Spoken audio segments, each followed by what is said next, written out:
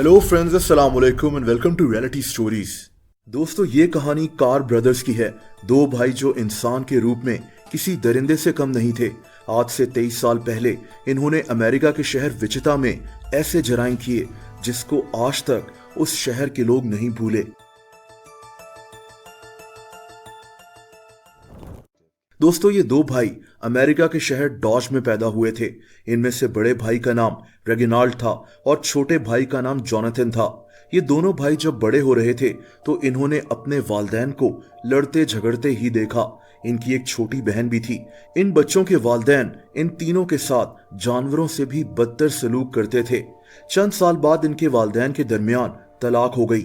इसके बाद ये तीनों बहन भाई अपनी वालदा के साथ रहने लगे। कुछ अरसे के बाद इनकी वालदा ने दूसरी शादी कर ली। दोस्तों, इनका सौतेला बाप इनके सगे बाप से भी ज्यादा जालिम निकला। ये आदमी इन तीनों बहन भाइयों को हर वक्त डराता रहता था। वक्त गुजरने के साथ साथ जब ये दोनों भाई स्कूल में पहुंचे तब इन्होंने ड्रग्स का इस्तेमाल शुरू कर दिया। बुरे दोस्तों की सोहबत और वालिदैन के जुल्म ने इनकी जिंदगी बदल कर रख दी। ये 2000 की बात है जब इन दोनों भाइयों की उम्र 20 से 22 साल के दरमियान थी। तब इन भाइयों ने बाकायदा तौर पर जुर्म का रास्ता अपना लिया। इस काम के लिए इन्होंने डॉज शहर से 250 किलोमीटर दूर एक शहर विचिता को चुना और अगले एक हफ्ते में इस शहर में ऐसी दहशत फैलाई जिसको आज तक लोग नहीं भूले। दोस्तों, ये 8 दिसंबर 2000 की बात है जब इन दोनों भाइयों ने विचिता शहर में एक 23 साल लड़के को गन पॉइंट पर लूट लिया। इसके बाद ये इस लड़के को एटीएम पर ले गए जहां इसके बैंक अकाउंट से सारी रकम भी निकलवा ली। दोस्तों, ये इनका आखिरी जुर्म नहीं था। इसके बाद इन्होंने एन वॉलंटा नाम की एक 55 साल औरत को उसके घर के सामने से लूट लिया और इस पर गोलियां भी चला दी जिससे ये औरत मारी गई। लेकिन ये कातिल भाई यहां भी नहीं रुके।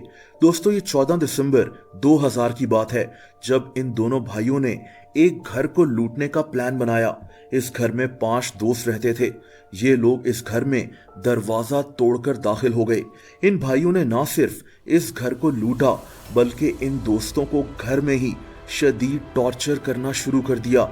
ये टॉर्चर इतना भयानक था कि मैं यहाँ बयान भी नहीं कर सकता।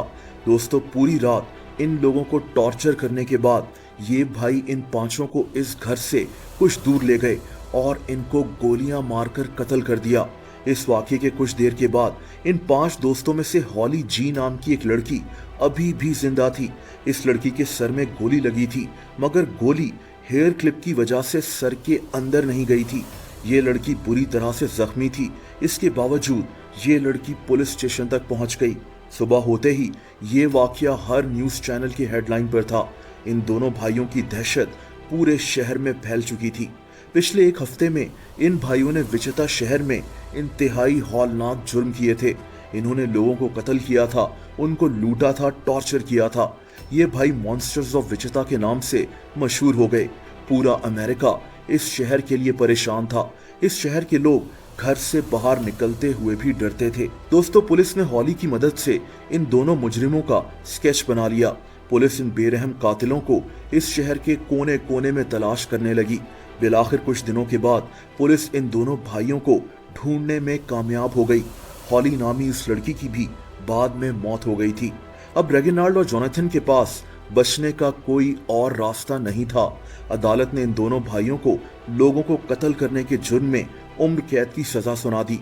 आज भी ये दोनों भाई अमेरिका की रियासत कैंसस के एक जेल में अपनी सजा काट रहे हैं। दोस्तों, आज से 23 साल पहले इस केस ने अमेरिका को खौफ में डाल दिया था। उस दौर में ये केस विचिता मैसेकर के नाम से बेहद मशहूर हुआ था। वो एक हफ्ता विचिता शहर के लोगों को आज भी नहीं भूला। दोस्तों, अगर आप मुझे इंस्टाग्राम पर भी फॉलो करना चाहें तो उसका लिंक नीचे मौजूद है।